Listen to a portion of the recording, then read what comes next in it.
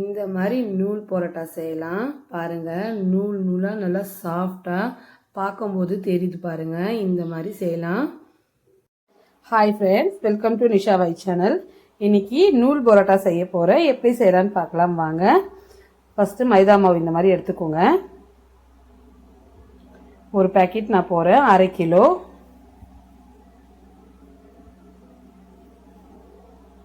தேவையான உப்பு போட்டுக்கோங்க. முட்டை 2 போட்டு மிக்ஸ் பண்ணிக்கோங்க.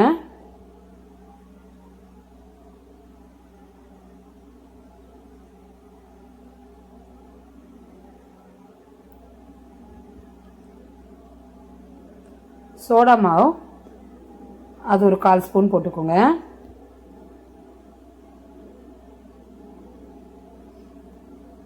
போட்டு தண்ணி போட்டு கொஞ்சம் கொஞ்சமாக மிக்ஸ் பண்ணுங்க.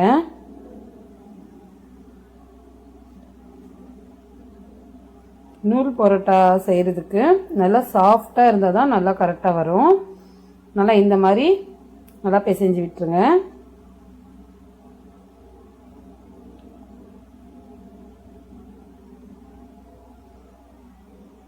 நான் ஈவினிங்காக செய்கிறேன். அதுக்கு நான் மத்தியானமே இந்த மாதிரி மாவு வந்து நல்லா மிக்ஸ் பண்ணி வச்சுட்டேன். கொஞ்சம் கொஞ்சமாக தண்ணி ஆட் பண்ணிக்கோங்க.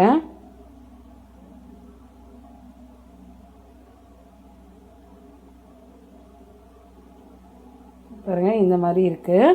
இப்போ கொஞ்சம் ஆயில் சேர்த்துக்கோங்க. ஒரு 2 ஸ்பூன் ஆயில் போட்டுக்கோங்க.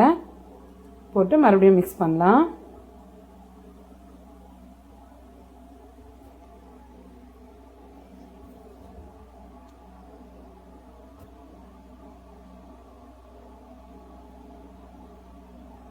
பாருங்கள் ஃப்ரெண்ட்ஸ், அப்படியே வச்சுருங்க, ஊறட்டும். பாருங்கள், இந்த மாதிரி சாஃப்டாக நல்லா ஊறிடுச்சு.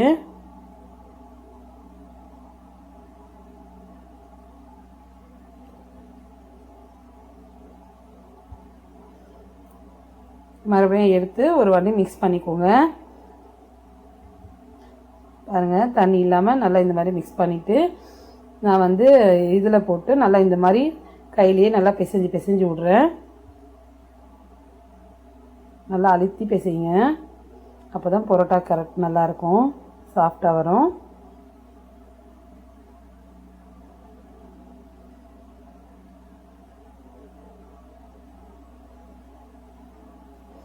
ஒட்டதை பாருங்கள், கரெக்டான பதம் இது. கீழே ஒட்டுருச்சுன்னா நீங்கள் தண்ணி நிறைய போட்டிங்கன்னு அர்த்தம். கொஞ்சம் ஆயில் போட்டுக்கோங்க. அந்த மாதிரி தண்ணியாக ஆயிடுச்சுன்னா இப்போ கரெக்டாக பதம் வந்துடும்.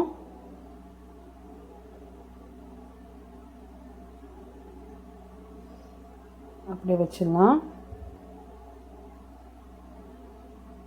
மறுபடியும் கொஞ்சம் ஆயில், ஒரு 3 ஸ்பூன் ஆயில் போட்டுக்கோங்க. போட்டு ஒரு வாட்டி மிக்ஸ் பண்ணி அப்படியே விட்டுடலாம்.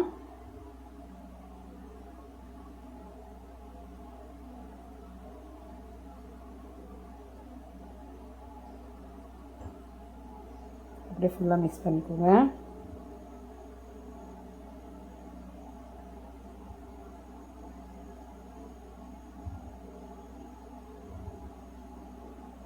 பாருங்கள், கரெக்டாக பதம் வந்துருச்சு. சாஃப்டாக எவ்வளோ சாஃப்டாக வந்திருக்குது பாருங்கள். இந்த மாதிரி சாஃப்டாக அழுத்தி அழுத்தி பிசையணும் நாங்கள். அப்போ தான் கரெக்டாக வரும்.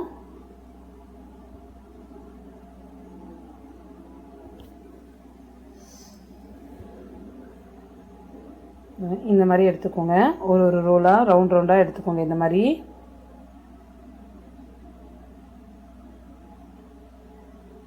கொஞ்சம் ஆயில் கொஞ்சம் அதிகமாகிடுச்சு. இன்னும் கொஞ்சம் கம்மி பண்ணிக்கோங்க. 2 ஸ்பூன் போட்டாவே போகிறோம். இந்த மாதிரி எடுத்து நம்ம கரெக்டாக பதம் வரணும். உருண்டை பண்ணி இந்த மாதிரி வச்சுக்கலாம்.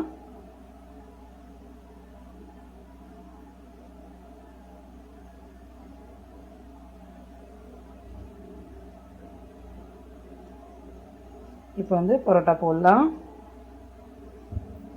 இந்த மாதிரி ஒன்று வச்சுக்கிட்டு ஃபஸ்ட்டு ஒன்று எடுத்துக்கிட்டு இந்த மாதிரி மாவு கொஞ்சம் தடவிட்டு இது பண்ணுங்கள். லேசாக அழுத்தி பிசையாதீங்க, லேசாக உருட்டுங்க.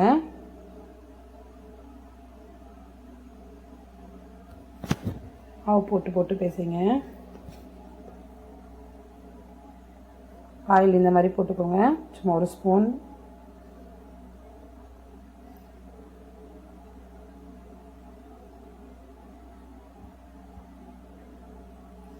இந்த மாதிரி குட்டி குட்டியாக கட் பண்ணிக்கோங்க. இந்த மாதிரி இருந்தால் இல்லைன்னா கத்தியில் கூட நீங்கள் கட் பண்ணிக்கலாம்.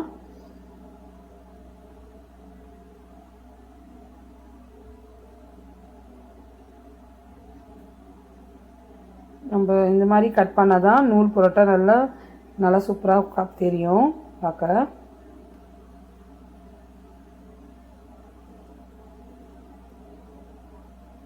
இந்த சைடு அந்த சைடு மொல்லமாக எடுங்க.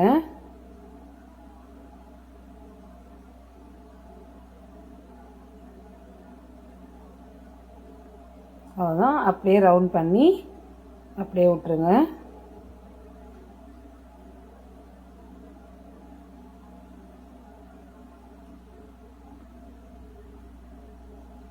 ஃப்ரெண்ட்ஸ் அவ்வளோதான். இந்த மாதிரி அப்படியே எடுத்து வச்சிடலாம்.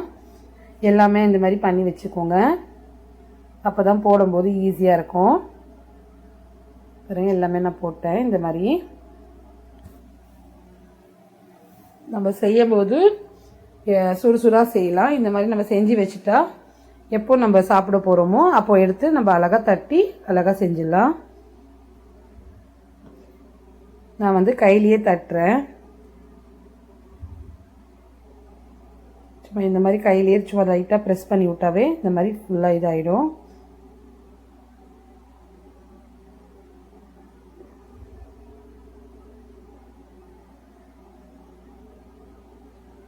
நல்லா சாஃப்டாக இருந்தால் தான் இந்த மாதிரி கையில் பிசையும் போது நல்லா விரியும். பாருங்கள், அதிலே தெரியுது பாருங்கள், சூப்பராக. இப்போ வந்து தவாவில் போட்டுக்கலாம். தவா வச்சுக்கோங்க.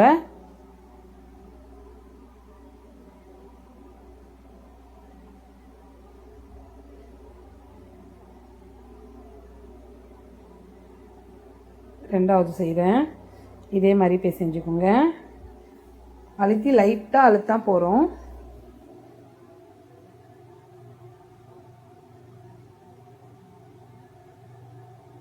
ஃபஸ்ட்டு கீழே கொஞ்சம் ரோஸாக ஆகிட்டோம், அதுக்கப்புறம் திருப்பி விட்ருங்க.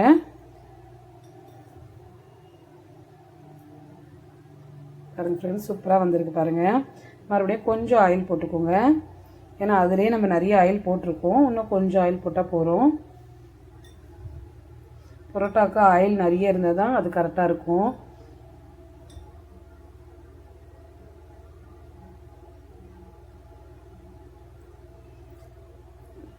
நல்லா இந்த மாதிரி ரெட் ஆகிடுச்சு ஃப்ரெண்ட்ஸ். அப்படியே எடுத்துடலாம். இன்னொரு போடலாம்.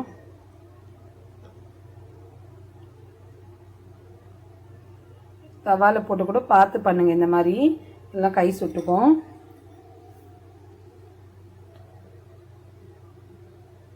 இல்லை லைட்டாக ரோஸ் ஆனோடனே திருப்பி விட்டுருங்க. திருப்பிட்டதுக்கு அப்புறம் தான் கொஞ்சோண்டு ஆயில் போடுங்க.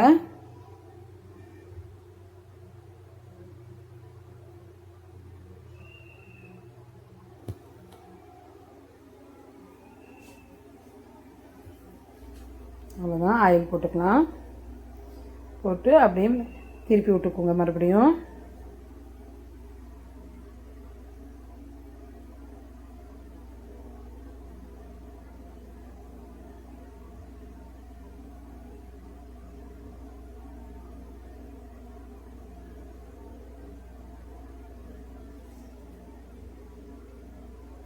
பரோட்டா செஞ்சோன்னே ஒரு பரோட்டா 2 பரோட்டா செஞ்சோன்னே கையில் அடிக்கணும். நான் அடித்து காட்டுறேன் பாருங்கள். சுடு சுடாக அடித்தாதான் அது கரெக்டாக பதம் வரும்.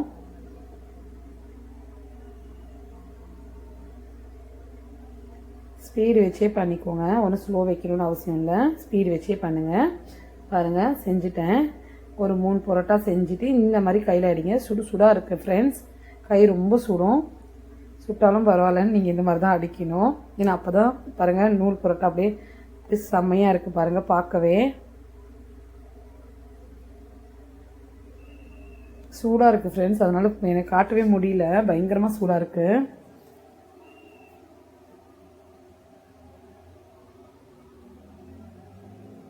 அவ்வளோதான். இதில் சிக்கன் குருமா இந்த மாதிரி பாயாலாம் போட்டு சாப்பிட்டா செம்மையாக இருக்கும்.